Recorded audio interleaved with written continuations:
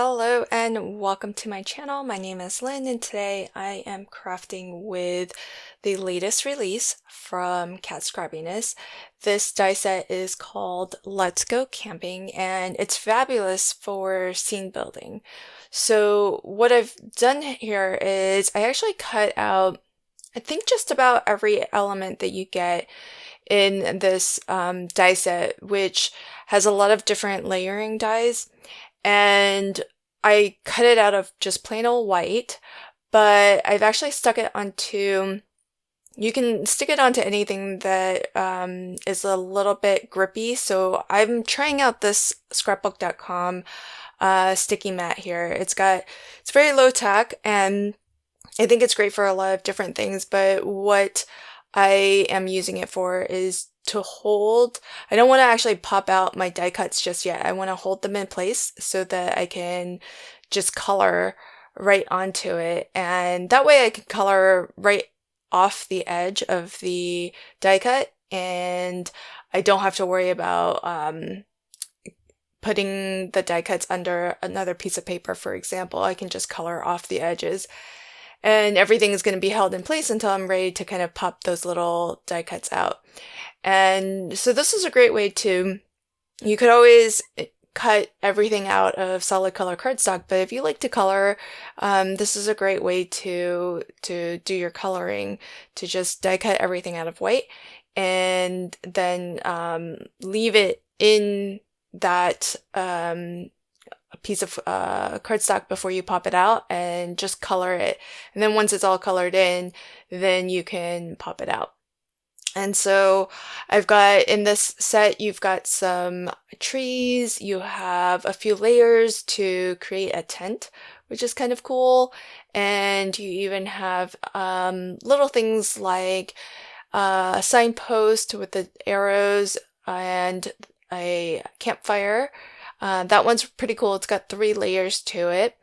And the layering sets are kind of easy to identify because there will be one piece that's the largest and essentially has is a foundation where everything else can layer on top.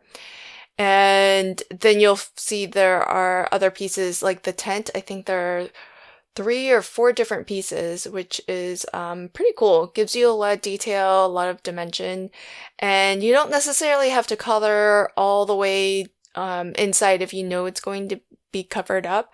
So that's why I left most of the that foundation layer of the tent. I didn't color most of it because a lot of it's getting covered up by this first layer here. And then we have a second layer that goes on top of that, and then a third layer to sort of indicate the inside where the front is, as if the front flap is open. And you even get the little die cuts for the pegs or the stakes that keep your tent, some of the wires that are supporting the tent, it keeps them staked to the ground. So really amazing all the detail that you get here. Here's the little signpost that has the arrows. The campfire has 2 layers for the fire. So the base layer actually has the wood and the flames. But then the 2 subsequent layers are just details that you can have with the flame. Now, this is the 3D box from Scrappiness. I had one left over from assembling it, a couple when I was, I think I created the intro video for this die set on the Scrappiness website. So if you want to see actually how to assemble, you can catch that video there. I'll link to it in a card up in the upper right hand corner if you want to pop on over and check that out. But I had this one left over because I had assembled a couple and I guess I just never crafted with this one. So whenever I have any leftover die cuts, I just leave it in the sleeve along with the die. And so when I went to go pull it out to craft with, I noticed there was already one assembled. And this border here is pretty cool. It's the tree line border, and you even have some additional individual tree dies too if you did want this to also be a little bit layered, but I'm using it as more of a silhouette so that it's kind of in the background of my scene there. So the 3D pop-up box has two bridge pieces that are different planes so that you can sort of have a foreground, a midground, and a background.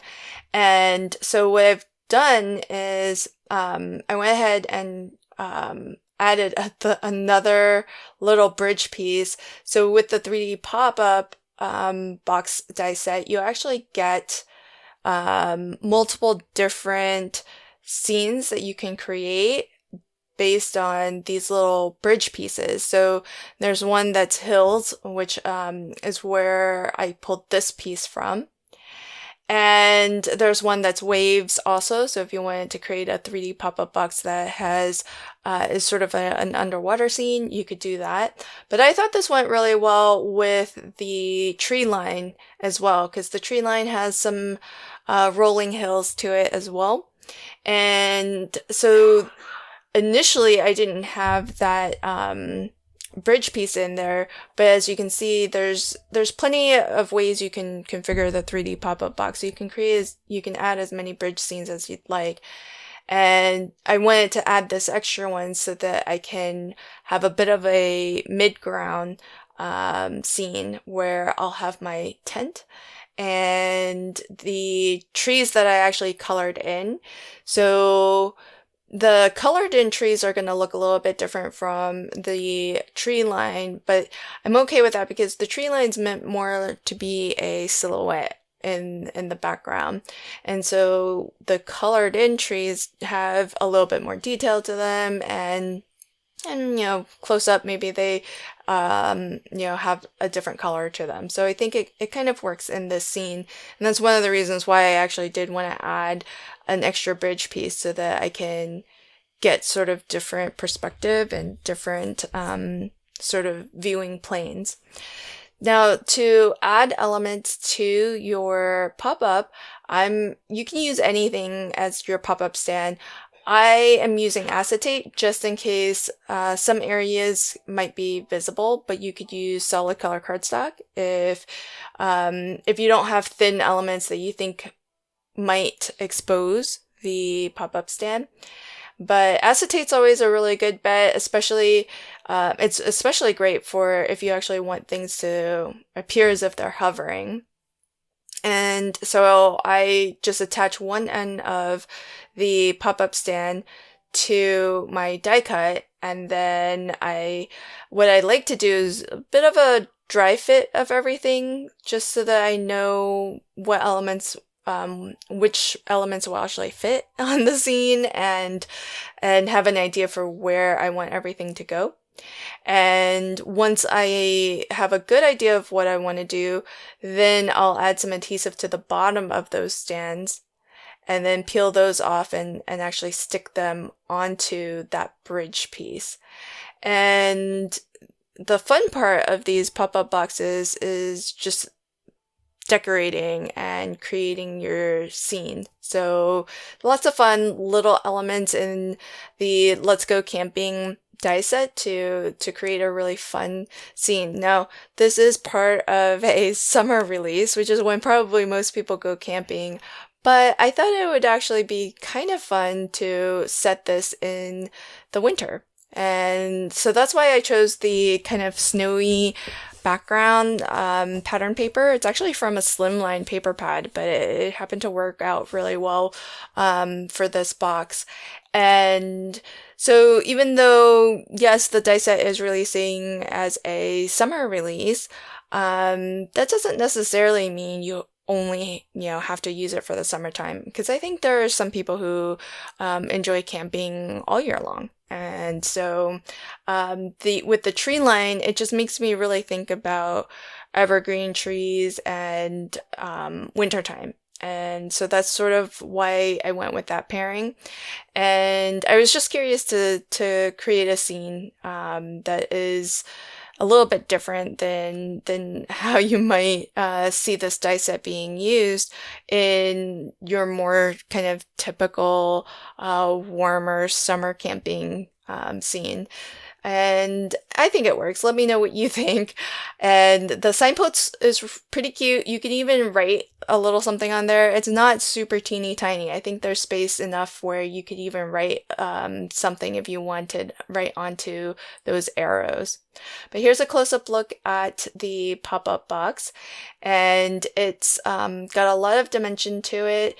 There are a lot of elements, so opening and closing it, you do want to make sure that everything is nice and flat and straight, and that your die cuts aren't getting tangled in with each other. But I love this die set. I think it's a lot of fun, and I think you can use it all year round.